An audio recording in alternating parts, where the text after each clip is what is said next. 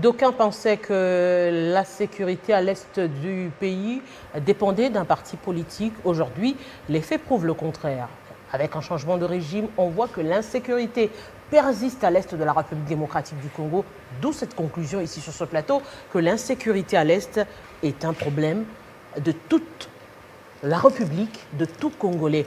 On en parle ce soir avec Patient Lufungolo, vice-président du PARECO-PAP et président ad interim. Bonsoir et bienvenue. Bonsoir madame. Bienvenue surtout à Kinshasa, la capitale. Merci beaucoup. Je rappelle aux téléspectateurs que vous êtes en séjour ici, vous résidez au Nord Kivu. Alors, quelle est votre mission ici à Kinshasa, la capitale?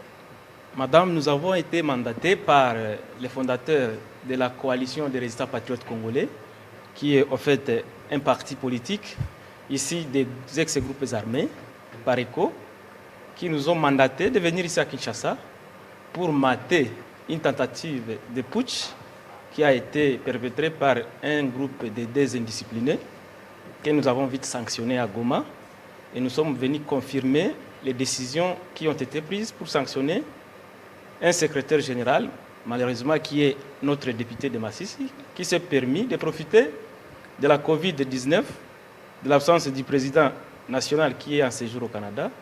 Ils ont profité pour déclarer en date du 15 août 2020 qu'ils ont déchu notre président de ses fonctions. Mais on lui reproche l'absence prolongée également. Comment on peut reprocher quelqu'un qui a été en février ici et qui a organisé une rencontre à l'hôtel Ishango à Goma avec ces mêmes personnes, ces deux personnes d'ailleurs, que nous reconnaissons comme un fondateur et l'autre adhérent.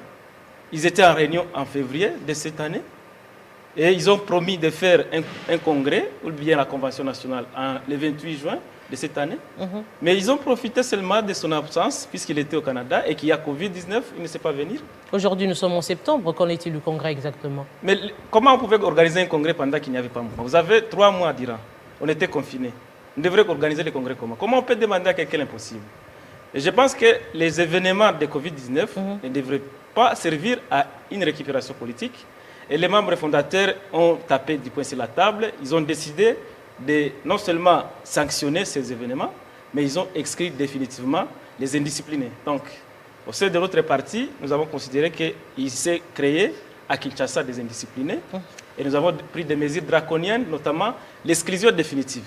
Ce n'est pas un plaisir de chasser un honorable député dans un parti politique, d'ailleurs l'unique au niveau national que nous avons, mais nous avons été obligés de ne pas aménager des efforts pour remettre de l'ordre. Et voilà pourquoi nous avons été mandatés par l'ensemble des fondateurs qui nous ont vu créer 10 ans avant ces partis pour venir préserver les acquis de la paix. Puisque si aujourd'hui on nous dit que les fondateurs n'ont plus le droit de citer dans PARECO-PAP, cela signifie que nous sommes bâtis, les gens sont morts pour rien. Alors que nous sommes bâtis pour freiner une rébellion et une agression qui se vissait à l'est de la République démocratique du Congo.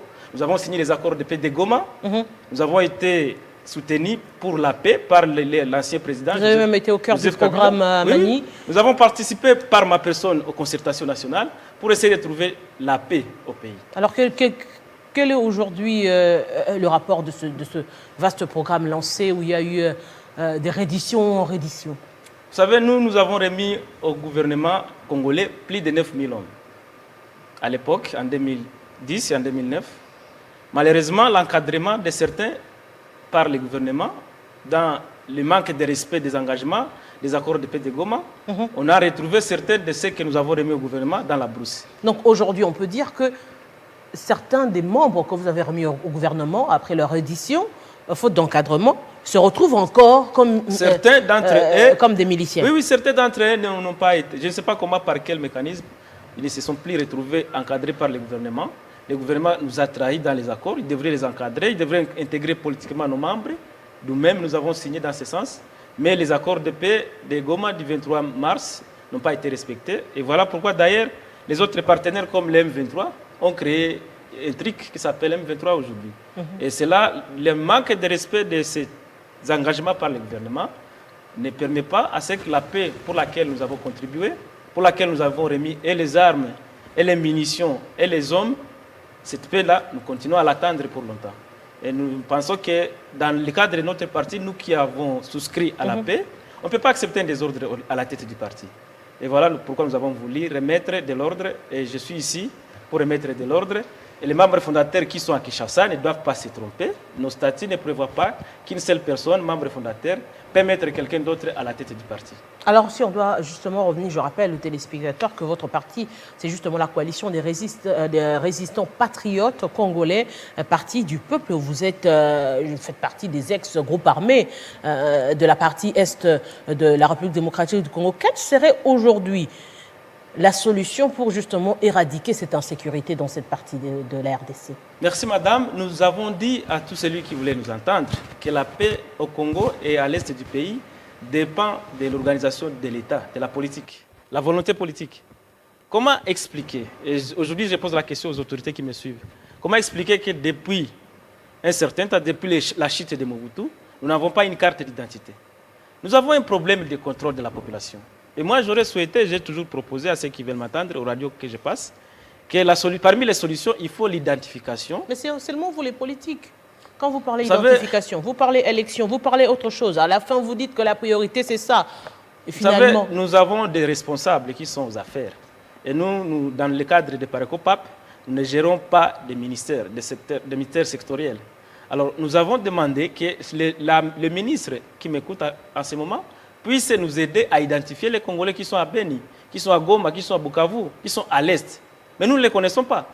Mais pour que moi je sorte du pays, il y a tous des services qui sont là-bas pour me surveiller.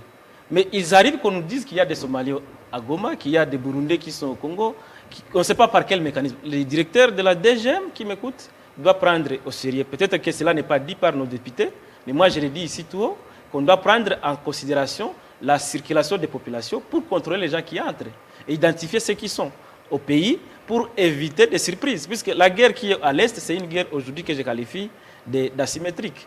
Les gens qui ont commencé depuis 7 ans, depuis 2013, ils ont commencé à tuer les gens la nuit. Vous savez, c'est difficile si on n'associe pas la population, si on n'identifie pas l'association, la population, si on n'a pas un système sophistiqué de contrôle de la population. Ailleurs, dans d'autres pays, vous franchissez le pays, on vous surveille jusqu'à votre trajectoire.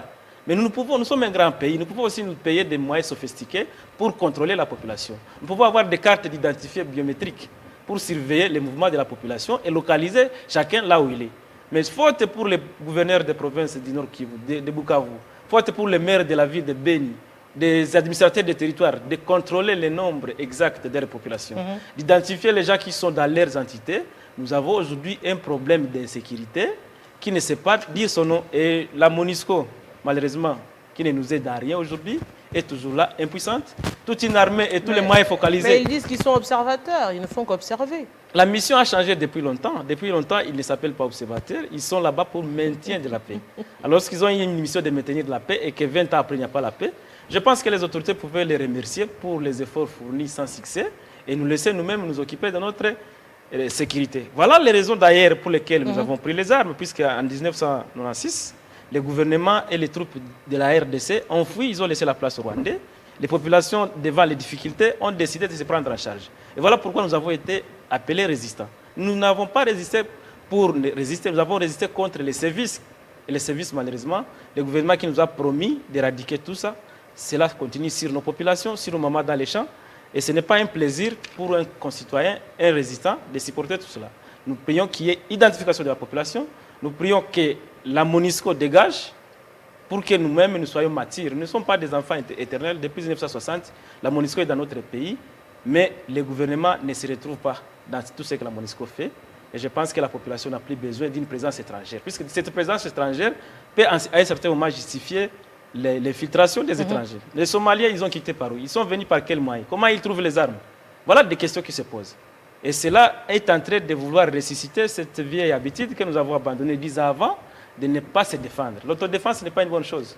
Patient Lufungolo, je rappelle aux téléspectateurs que vous êtes vice-président du parti Pareco-PAP et vous représentez ici justement le parti en tant que président ad interim.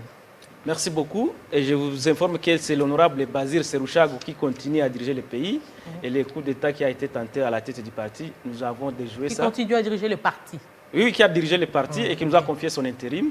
et les putschistes ont été mis à la porte et nous vous remercions. Merci beaucoup. On sent également le souci de la paix. Eh bien, on va continuer cette fois-ci pour parler justement de cette mission que s'est assignée les 13 parlementaires sur la réforme électorale. On en parle avec Alain Kangui, qui est cadre du Front commun pour le Congo.